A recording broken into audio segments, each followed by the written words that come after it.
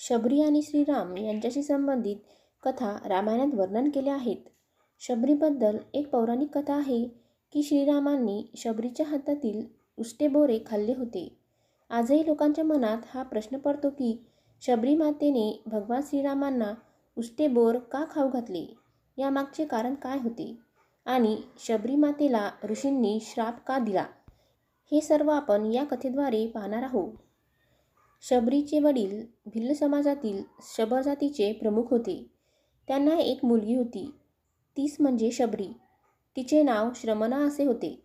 जसा जसा वेळ निघून गेला तसे तिच्या वडिलांनी श्रमणाचे लग्न भिल्ल कुमारासोबत निश्चित केले. सर्व तयारी मोठ्या थाटामाटात होऊ लागली. लग्नाआधी जवळपास 100 जनावरे कुर्बानीसाठी आणल्याचे शबरीने पाहिले. हे पाहून तिला खूप वाईट वाटले. जेव्हा तिने विचारले की ही कोणती परंपरा आहे आणि प्रथा आहे, त्यामुळे तिचे वडील खूप संतापले. श्रमणाने आपले कोणी ऐकत नसल्याचे पाहून आपण पळून जावे असे तिला वाटले. लग्न किंवा त्याग होणार नाही असा विचार करून श्रमणा लग्नाच्या 1 दिवस आधी घरातून पळून गेली.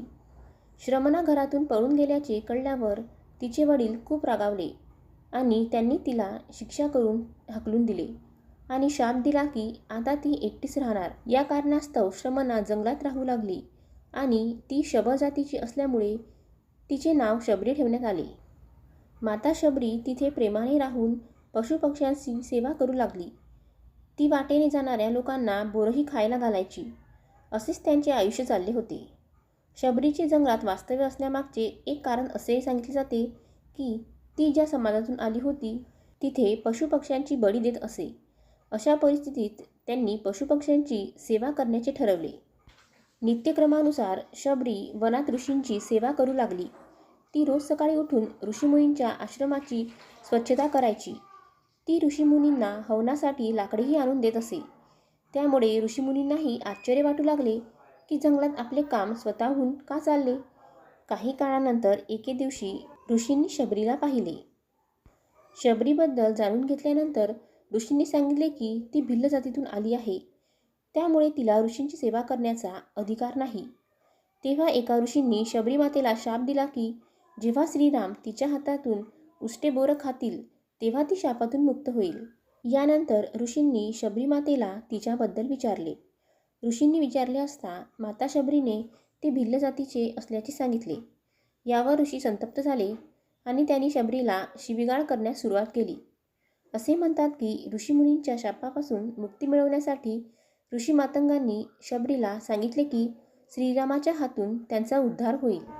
ऋषी मतंगांनी शबरीचा सेवाभाव पाहून तिला आपल्या आश्रमात जागा दिली आणि जेव्हा मतंगाची शेवटची वेळ आली तेव्हा त्यांनी शबरीला सांगितले की आपल्या आश्रमात प्रभू रामाची वाट पहा, ते त्यांना भेटायला नक्की येईल.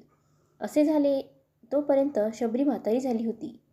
पण रामाचे नाव ऐकताच ती धावत आली आणि तिने दोन्ही राजकुमारांना मोठ्या प्रेमाने बसवले. तिने राम आणि लक्ष्मणासमोर ठेवलेले उष्टे बोर चाखले. प्रभू रामाने उष्टे बोर खाल्ली, पण लक्ष्मणाला उष्टे बोरे खायला थोडा संकोच वाटत होता.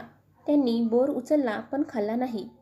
त्याचा परिणाम असा झाला की राम रावण युद्धात जेव्हा शक्तिबाण वापरला गेला तेव्हा लक्ष्मण बेशुद्ध झाला. तेव्हा या बाणांपासून तयार केलेली संजीवनी जडीबुटी त्यांना उपयोगी पडली. अशा प्रकारे प्रभू रामाने शबरीला शापातून मुक्त केले आणि त्यांचा उद्धार केला. जर तुम्हाला माझा व्हिडिओ आवडला असेल तर प्लीज माझ्या चॅनलला लाईक, शेअर आणि सबस्क्राईब करा. धन्यवाद.